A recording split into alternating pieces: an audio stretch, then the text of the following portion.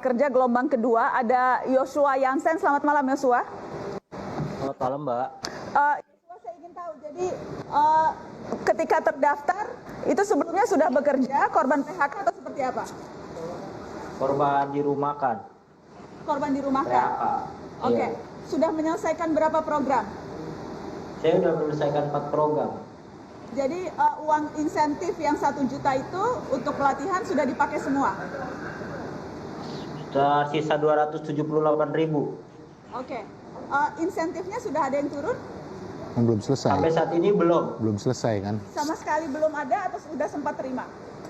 Belum sama sekali. Oke, saya ingin tanya Mbak Deni, seharusnya insentif itu didapatkan kapan Mbak? Jadi yang pertama adalah untuk mendapatkan insentif, teman-teman semuanya harus mengupgrade akun e-wallet atau kemudian bisa di KYC oleh lembaga keuangan yang bekerja sama dengan Kartu Prakerja. Karena itu adalah regulasi dari Bank Indonesia maupun OJK.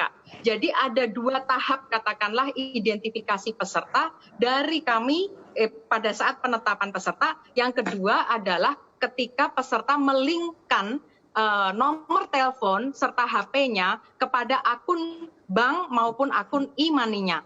Kalau itu belum di-upgrade atau ada perubahan atau perbedaan NIK maupun nomor HP-nya, itu maka tidak bisa dilakukan. Nah, kami baru saja belum ada 3 minggu kalau tidak salah, sudah kemudian menyelesaikan pekerjaan rumah, yaitu bagi yang itu ada perubahan, maka itu bisa kemudian dirilingkan. Nah, yang selanjutnya terkait dengan beberapa peserta yang belum menerima untuk 600.000 yang gelombang kedua atau yang bulan kedua, itu sudah diputuskan tadi dalam rapat karena kami sekali lagi adalah pelaksana bukan pembuat kebijakan, bahwa untuk minggu ini akan didisperse. Oke, jadi akan disalurkan untuk minggu ini bagi yang memang belum menerima tahap kedua ya Mbak Deni?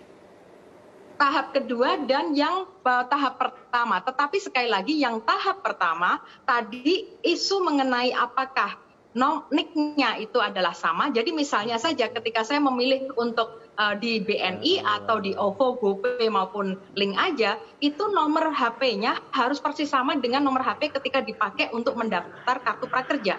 Bukan berbeda. Yang kedua, NIK-nya juga harus sama persis. Tidak bisa NIK yang lain. Yang ketiga adalah nomor akun dari GoPay maupun BNI dia juga harus persis. Oke, baik. Saya ingin ke Bang Fadlizon. Apa catatan Anda soal Kartu Prakerja ini? Ya, menurut saya jelas ini satu program yang merupakan pemborosan, tidak relevan, tidak tepat sasaran, dan seharusnya dihentikan, gitu ya.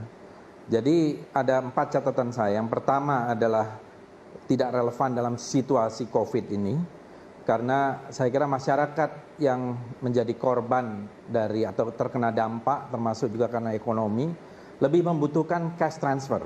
Udahlah, jadikan saja BLT, diberikan kepada mereka yang membutuhkan. Bukankah mereka juga dapat di Kartu Prakerja ini? Ya, tetapi lihat prosedurnya aja bermasalah kayak begini. Itu yang mempunyai akses kepada online. Gimana orang-orang yang ada di hutan-hutan, ada yang di jauh yang tidak mempunyai akses ya. Yang kedua, skemanya saja tadi bermasalah. Jadi tidak jelas skemanya, kemudian validasi datanya juga lemah, tidak ada satu verifikasi, dan sudah terbukti ya, saya kira banyak orang yang mencoba, bahkan ada salah seorang pemimpin redaksi dari sebuah berita online bisa masuk ke sana, kemudian juga mitranya tidak kompeten. Saya kira udah banyak contoh-contoh bahwa ini sebenarnya gratis gitu ya, bisa dengan gratis, tetapi alasan dari direktur eksekutif tadi menurut saya alasan yang sangat sumir gitu. Kalau untuk mengatakan bicaranya sekian waktu, udahlah. Menurut saya masyarakat juga memprotes ini dan ingin menghemat dana ini. Ini kan dana rakyat juga, dana negara, dana rakyat. Jangan pakai melalui media-media kayak begini, pakai online prakerja dan sebagainya. Ganti saja sudah dengan BLT dan itu akan langsung dirasakan manfaatnya bagi masyarakat. Kalau seperti ini, sebelum dilanjutkan Bang Fadli. Sebentar, menurut saya ini akan menjadi masalah hukum di kemudian hari dan menjadi masalah politik di kemudian hari. Mbak Deni ada tanggapan? Saya mungkin begini, kalau kita concern dengan online, terbukti dari 3 gelombang saja dalam waktu kurang dari 2 bulan, kita sudah bisa menjaring peserta dari 513 kabupaten. Jadi hanya Kabupaten Dayai yang itu tidak ada pesertanya.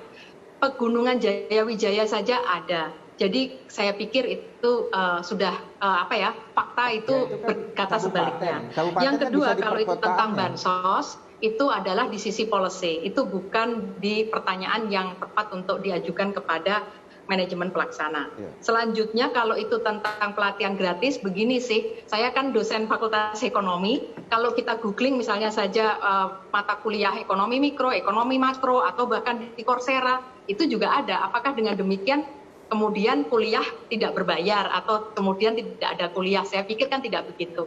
Dan kalau ada di YouTube itu durasinya mungkin 18 menit, sementara kalau kemudian dalam program Kartu Prakerja ada yang durasinya sampai 3 jam, webinar, LMS, yang itu lebih panjang dan lebih lengkap paketnya. Jadi saya kira perbandingannya tidak apple to apple. Ya, bahwasannya ini sekarang ini dihentikan sementara, itu sudah menunjukkan sudah ada problem. Dan kemudian ada KPK juga memberikan catatan-catatan dan pernyataan, itu juga merupakan satu problem. Belum lagi pendapat masyarakat yang umum, yang saya kira mungkin banyak laporannya juga di Ombudsman, itu menjadikan masalah. Jadi harus dievaluasi total menurut